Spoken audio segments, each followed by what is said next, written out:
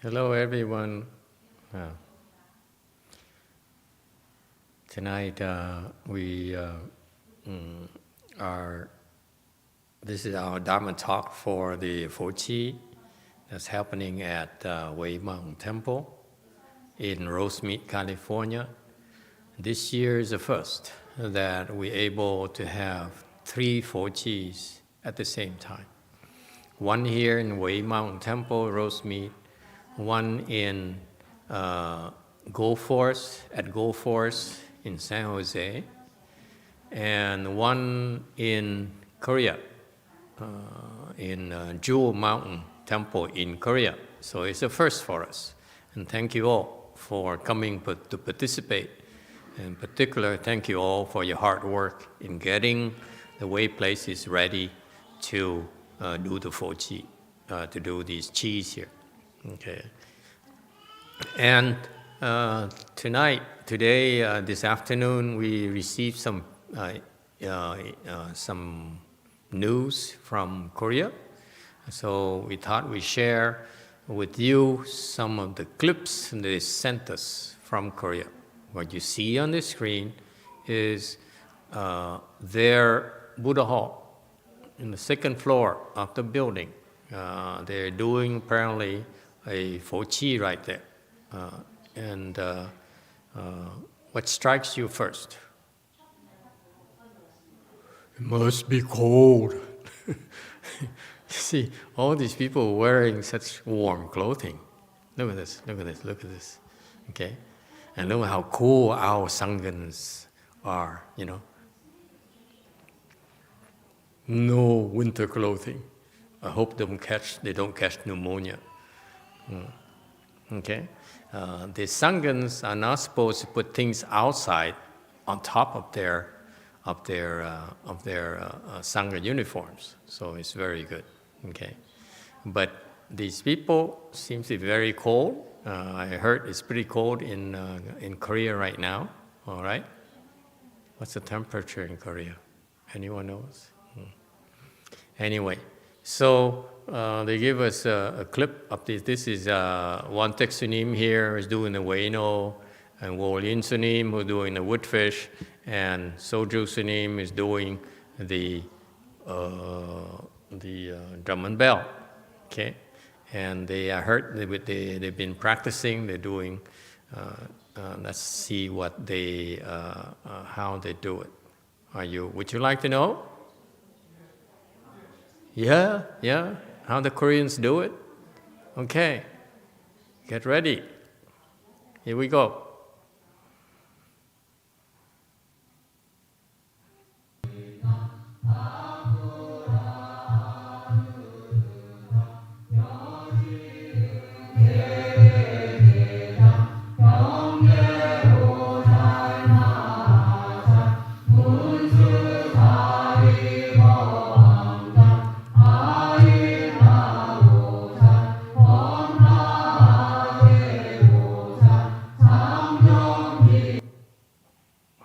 That's it? That's all they do?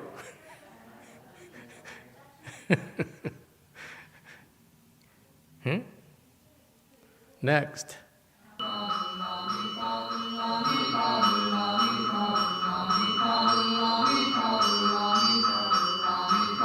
Hey, little girl. You like? She's trying to figure out where does it come from. How come no one's moving?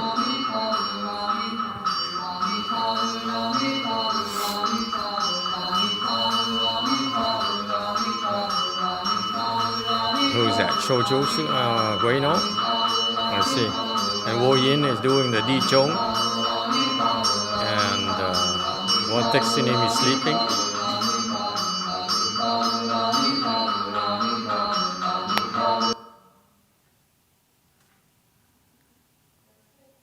That's it? How about? Not bad for the first time in Korea, in our own temple, huh? Isn't it cool? Oh, I'm so proud of them.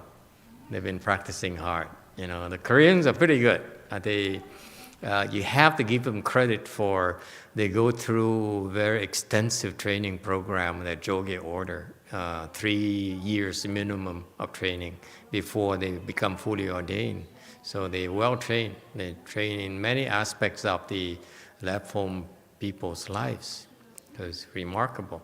And so they have a very good background for that. We don't have here at our temples, we don't have such a formal training. Our training is basically when you screw up, I yell at you. That's the training. Okay. So that's why they have their strengths and we have ours. In particular, the Koreans are such hard workers. I'm really impressed. For example, here, they're able to pick up things very quickly, like Sangwook Sunim here. I have to give her credit for this. She hasn't done that many things I could praise her on. Actually, I can't think of anything. But I haven't said anything for many years, but I've been very unhappy. Very unhappy.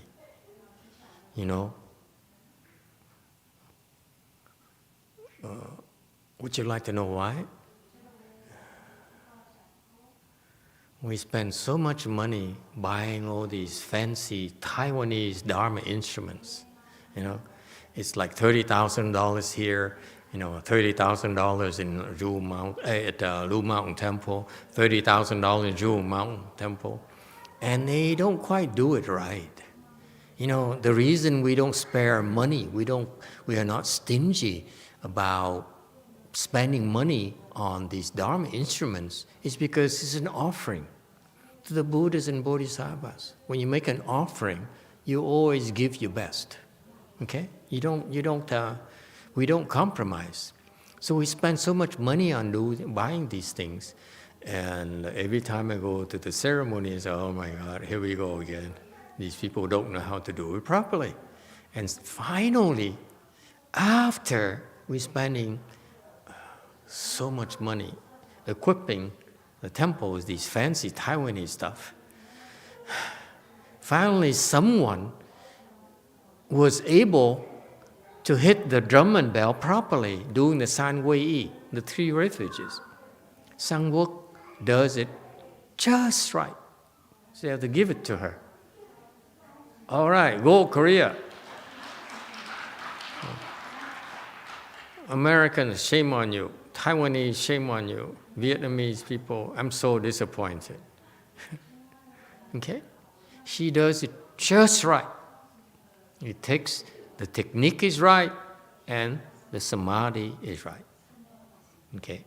Our ceremonies are samadhi driven.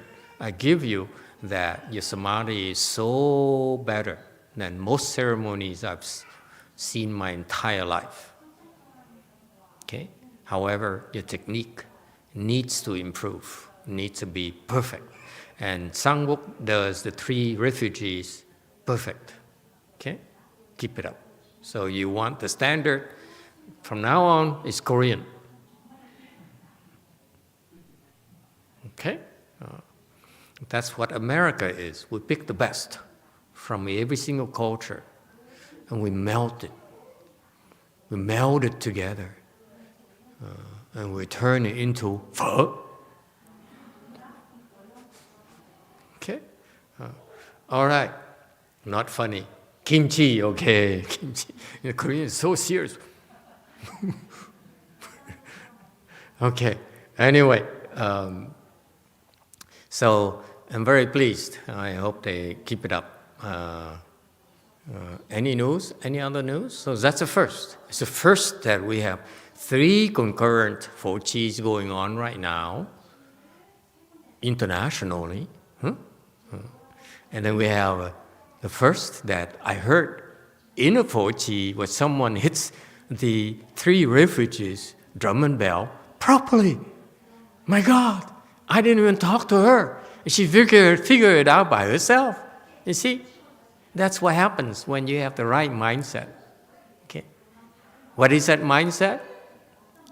You're in samadhi, and then what do? You adorn the way place. That's so adorned the way she hits it. It's so majestic, so peaceful, so adorned. And that's Pure Land Dharma door.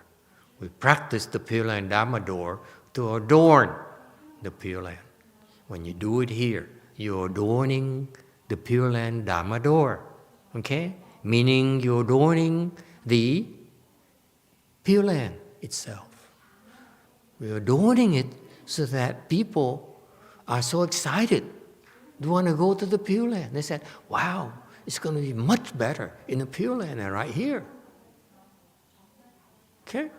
And when you adorn it, you're creating a lot of blessings. A lot of blessings. All right? So the Sunims in Korea are doing the ceremonies very well. You can tell they're very polished, very serious.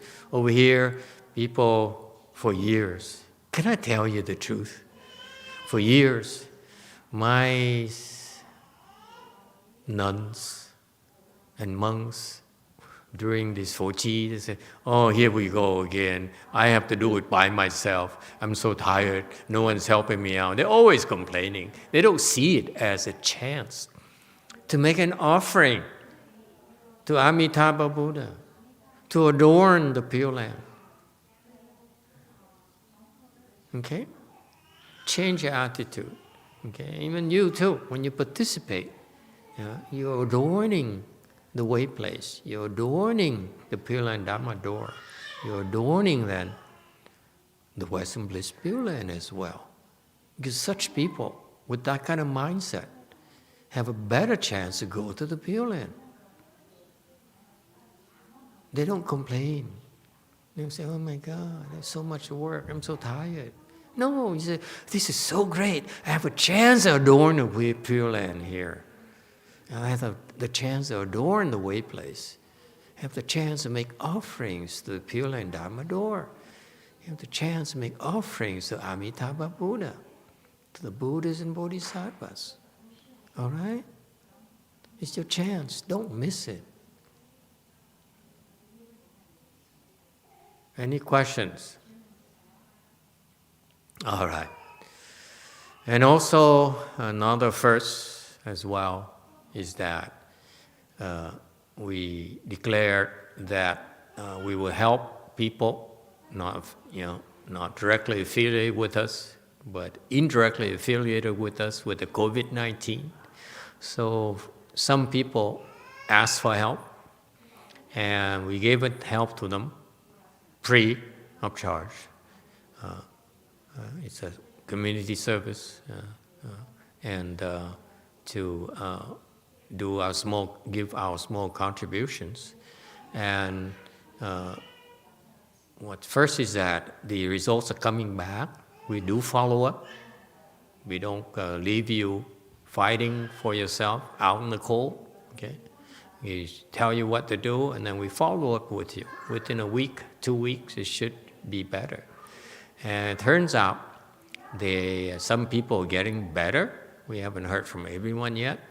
And the first, and that's the first, and the first also, another first, is that I have nothing to do with it. It's all my disciples. It won't be long before I can retire.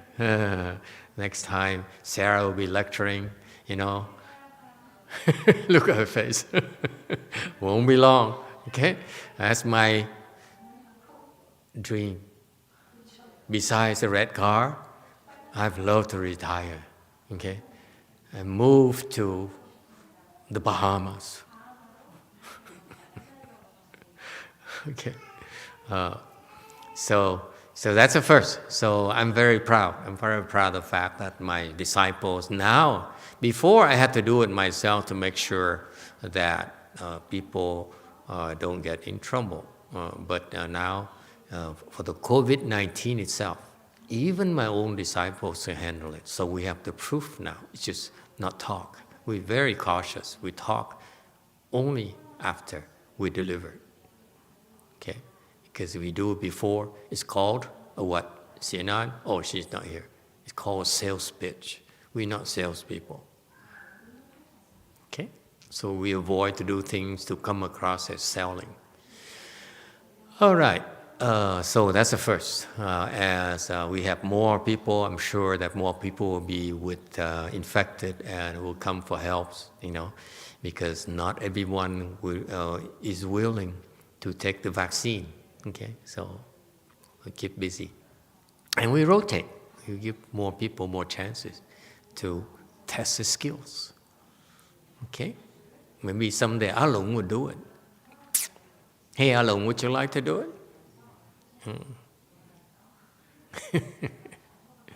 All right. Any questions, comments?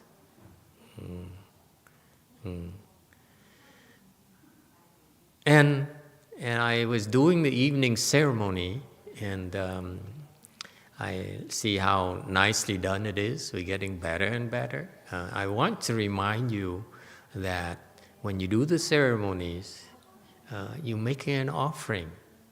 Give it your best. It costs you nothing, okay?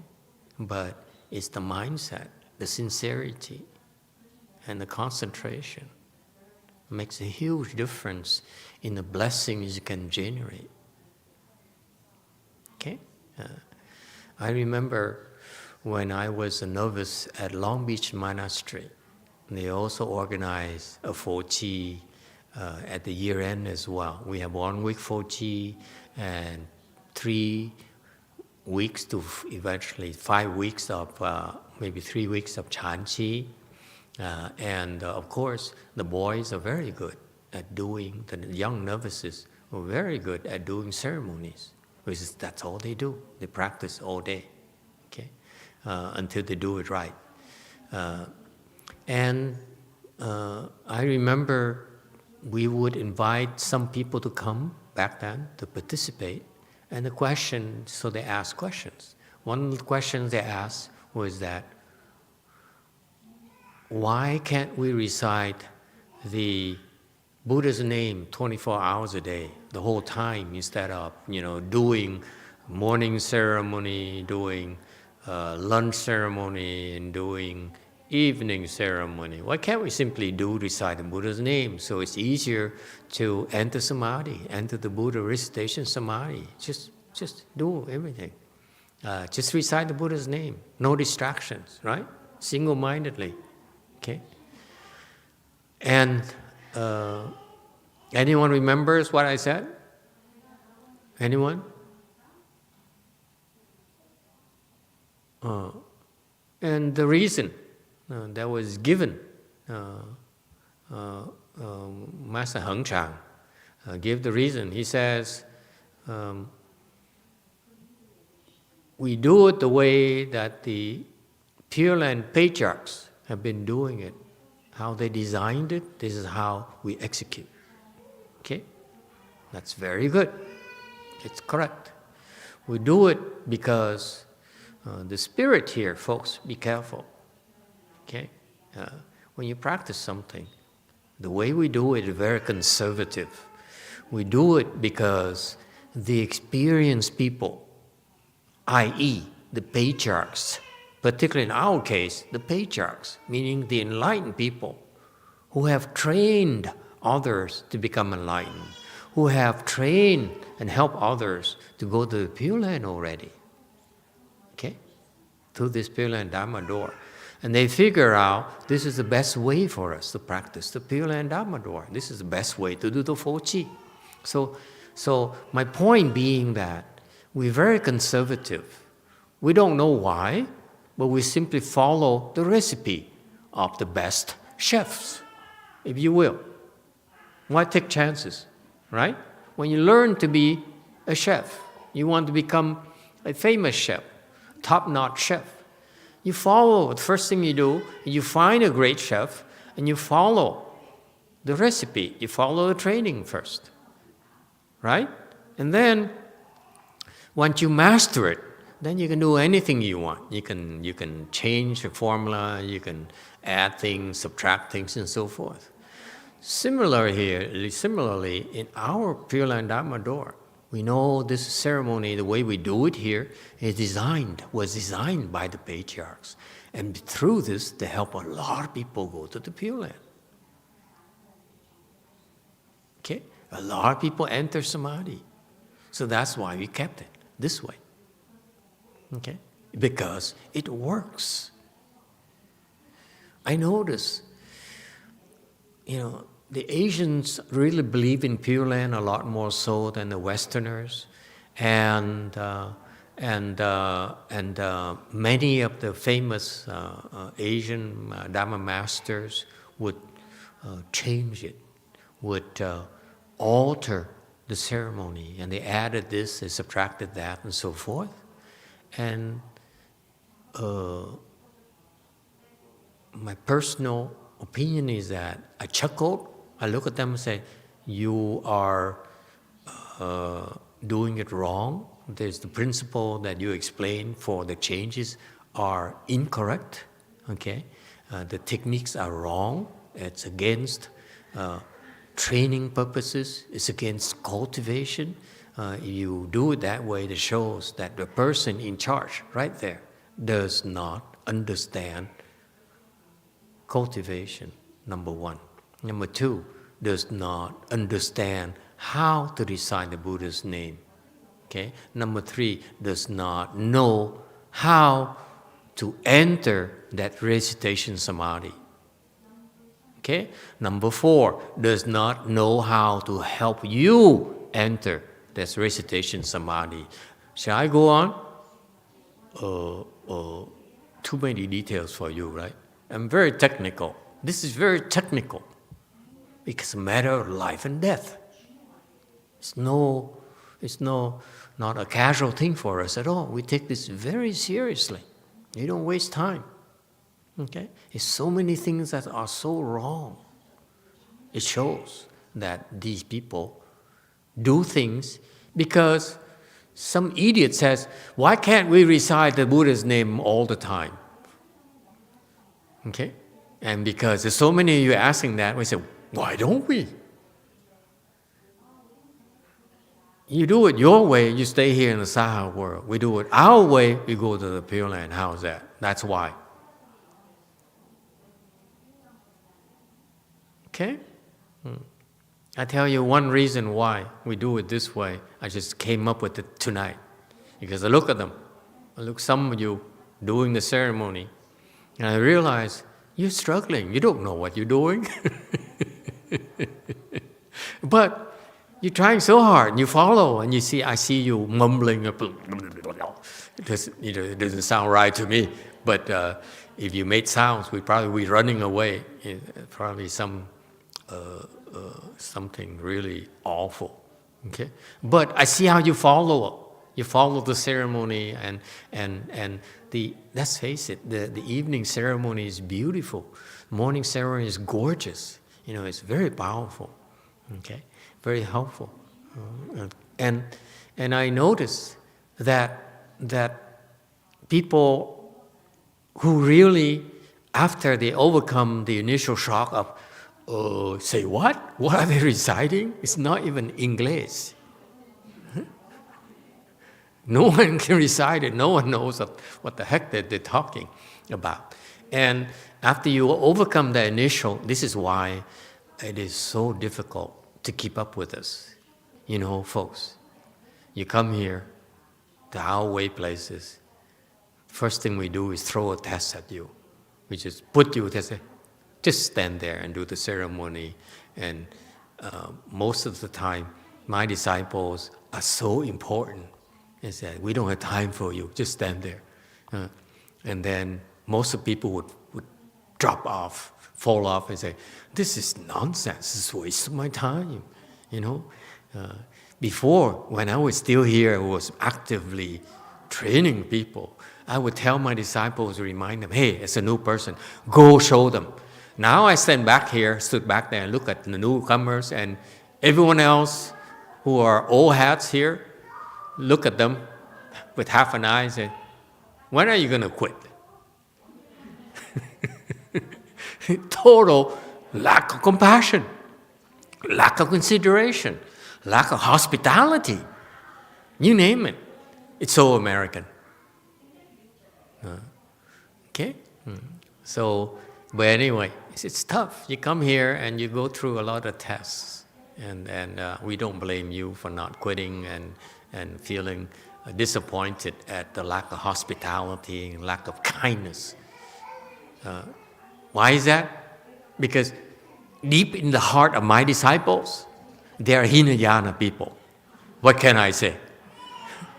I try to teach Mahayana, it falls on deaf ears.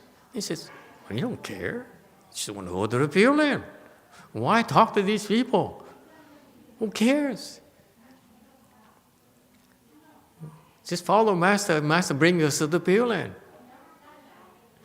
Yeah, we bring you to the Hinayana Pure Land, not the Mahayana Pure Land I'd like you to go to. In the Pure Land, the Pure Land, Western Bliss Pure Land, may I tell you? Huh? Would you like to know? There is a section called Hinayana Western Bliss Pure Land, where most of you will end up being there. Because you're so self-centered. Me. I just want to go to Pure Land. Okay, I hope the new Koreans are not like that. Hinayana people, you.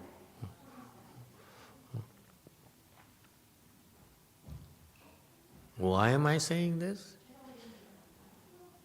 The reason we do this evening ceremony, when we do this Mengshan food offering, is to help feed the hungry ghosts around here. When we do that, we're feeding a lot of beings who are hungry, who are thirsty. Okay? Just like you must eat every day. You also need to eat. Many of them haven't eaten for millions of years. Haven't drank anything for millions of years.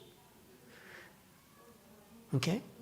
And for this particular moment, particularly Chanchi here, now they can come from all over. Okay? You don't even need to recite the whatever fancy Vietnamese mantra. They can come now. Okay? And take advantage of food and drinks for free, like you. You get it for free. So do they. Why do we do this? Out of kindness and compassion. That's the kind of mindset you need to have in order to go to the Mahayana Western Bliss Pure Land. If you don't have that kind of mindset of kindness and compassion, you go to the low-life Pure Land quarters. Okay? Don't waste your chance. When you go there, the Pure Land and the Hinayana Pure Land, yes, there's such a thing. You'll be there for a long time. Okay? We don't want you there. We want you to go to the Mahayana Pure Land. All right? That's our goal. So that's why we do all these ceremonies as an act of kindness and compassion for the people who are suffering. And they go and they participate in this event and they're learning that, oh yeah, there's a chance for me to end all this suffering. In addition, right now, I can get food and drinks for free. And I get blessings to go to the Pure Land in the future. Do you know that if you fall to the hells, you'll be in the hells for billions of years, typically. Billions of years. Billions, maybe trillions of years. It's very difficult to get out, where you'll be tortured day and night. You'll be tortured.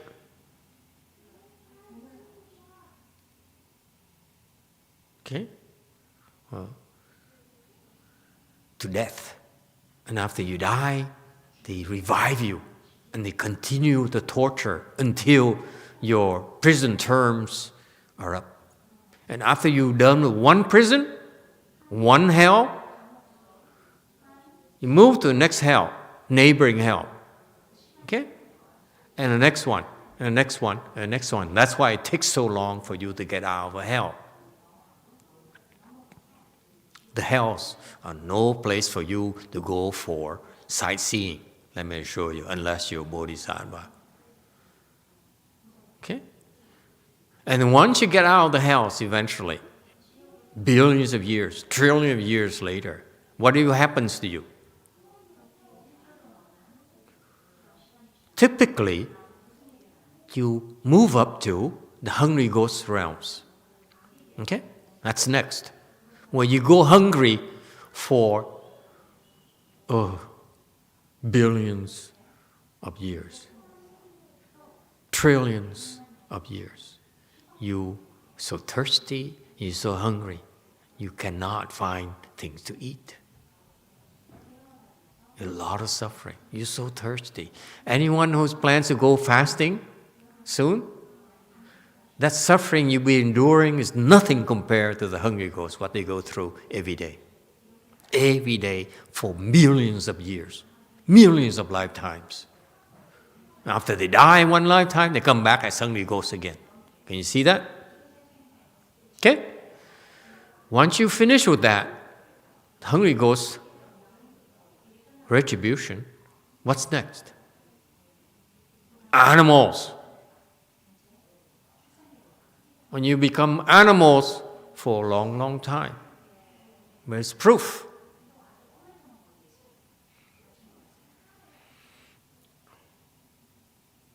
There was a very rich man when the Buddha, Shakyamuni Buddha, was alive at the city of Shravasti. And he saw the Buddha with all his disciples, so he said, "We're honored one. I'd like to take care of you and your disciples." Because back then there's no temples. Okay? So this rich man is Suddhodana, something like that, in Sanskrit. What's his name? In the Amitabha Sutra. So he said, the Buddha said, "Okay, if you want to make an offering to help my Sangha, fine, I accept." So he went out and bought a huge piece of land from a Jeta prince. Heard that story? Huh? This is in the Amitabha Sutra explanation. Please read it. Our explanation or the RBA explanation. Both of them have that story. And so he bought the piece of land from the prince at a very, very high price. Okay, the price was that the ground was laid with gold as a sale price. The ground surface was laid with gold before the prince would give away the piece of land to the rich man. Gold. All right? And the elder, Sudana, whatever his name is, I apologize to the venerable elder. For some reason, I can't remember the rich people's names very well. And so we're very excited. So he says, I have a piece of land that's worthy of the Buddha and his disciples. These thousands of disciples. Okay, thousands of monks and thousands of nuns. Okay, and so he says, let's build buildings to house these people, to have a lecture hall, to have places where the monks can stay and nuns can stay. So the Buddha told Shariputra and that to go with that elder to look at the piece of land and decide where the building is going to be, how to do it, okay, where to build and so forth. And so Shariputra was working with that elder, and all of a sudden the elder noticed that Shariputra, his eyes were teary. Okay, and so he asked the Venerable Shariputra, "Venerable, why are you crying?" And Shariputra says, as I'm measuring the piece of land, surveying the land here with you, I saw these ants, this colony of ants. So I looked at colony of ants. By the way, as an arhat, he can see about 80,000 great kalpas of things in the past. As a fourth stage arhat, he's able to see past lives up to 80,000 great kalpas. All right? He can see that far back. And he says, Shariputra says, my heart's broken because I saw these ants here. They have been ants, seems like forever. That is a proof that once you fall into the animal realm, it's extremely difficult to get out. You become ants and ants and ants forever, practically.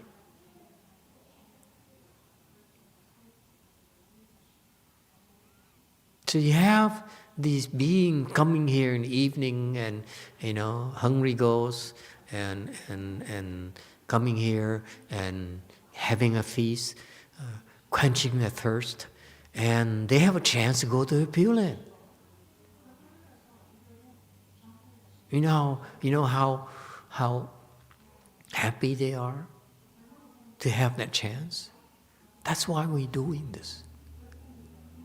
Because we recite the Buddha's name, you do the Fochi to not only increase your chance for rebirth to the Pure Land, but also to nurture your mind, your heart of kindness and compassion. That's what interests us. That's what interests me. Not help you go to the Pure Land alone, but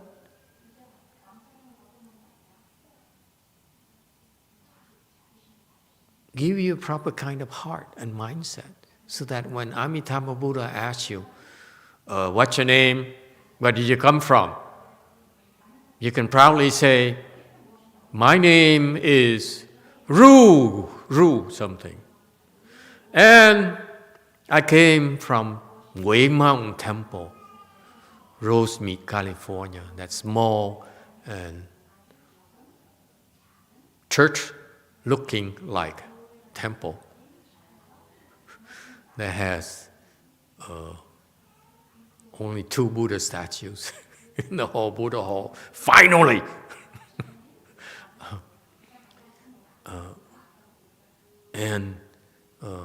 Or I came from Go Forest.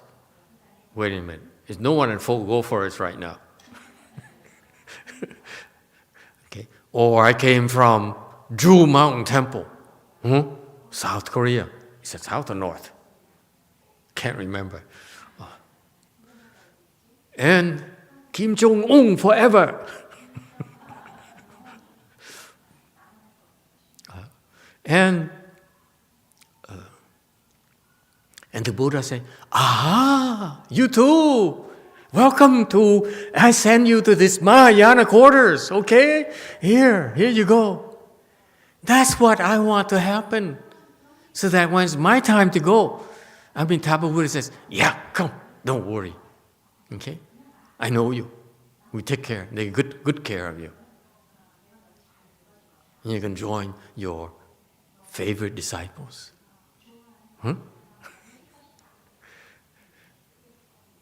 How's that? That's what deep in my heart, that's what I like to have.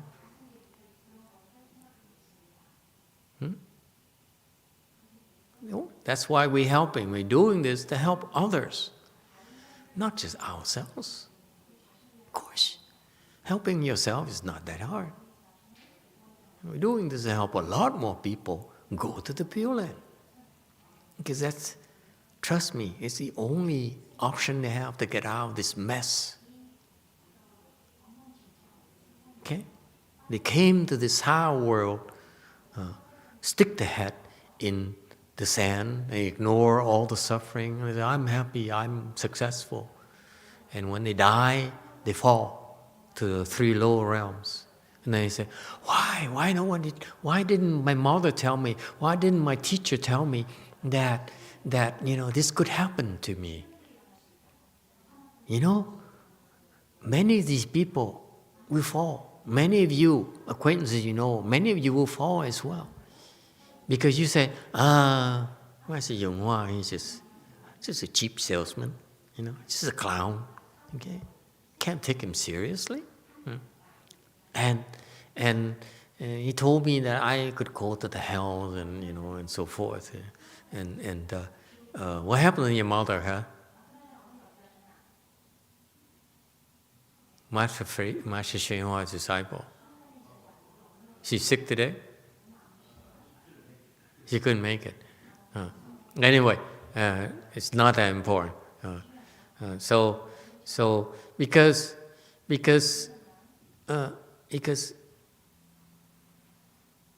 these people, when they fail to make it, when they see King Yama at the time of death, King Yama look at them and say, "You fall. You will become a pig. He eats so much pig. You go and become a chicken."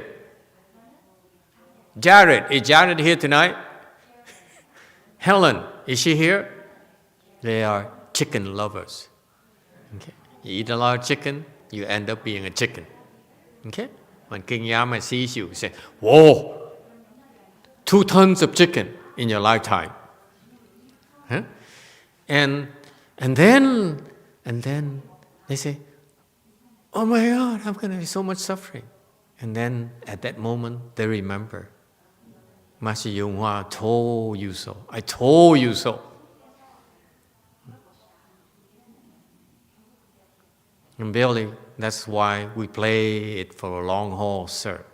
I know you don't believe me right now.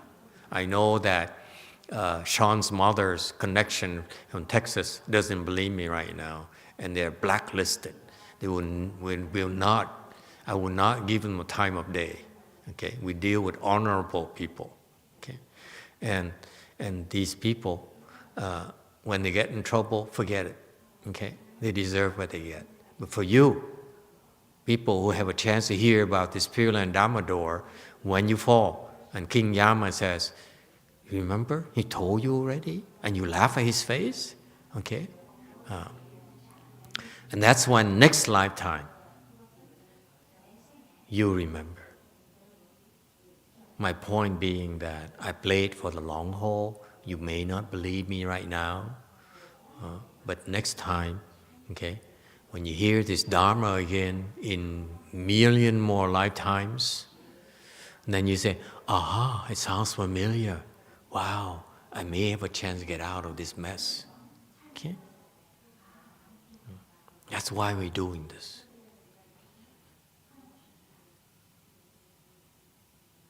Okay? And YouTube question. We don't have time for question, YouTube. Jesus. Okay. We have a question from Project POA. They ask, Project "I want to Kova? go to the Pure Land. Project I know Kova it is takes..." from Eastern Europe? Not sure where he's from, but he says he wants to go to the Pure Land. He says, "I know it takes a lot of blessings to get to the Pure Land, so I want to make as many blessings as I can, not only in the temple, but also my daily life. So how can I make blessings in my daily life?" Where are they from? Where's this person from? Would help if you can tell me where you're from, because it gives me an idea of your environment. Okay? So anyway, the generic answer is that the one we're practicing is Mahayana Pure Land, not Hinayana Pure Land. What is Mahayana Pure Land? Mahayana Pure Land, or I call it American Pure Land, because personally I find the Chinese Pure Land to be lacking a little bit. Okay, it could be improved, so we improved it. Remember the American style? We steal things from good things, so we melt them together. Okay, so this American Pure Land here is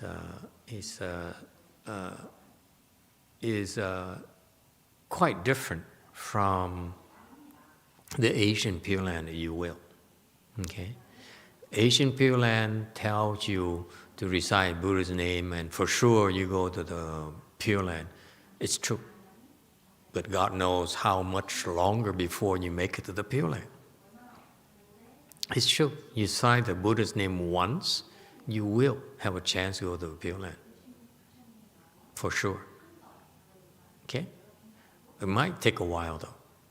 Quite a long while.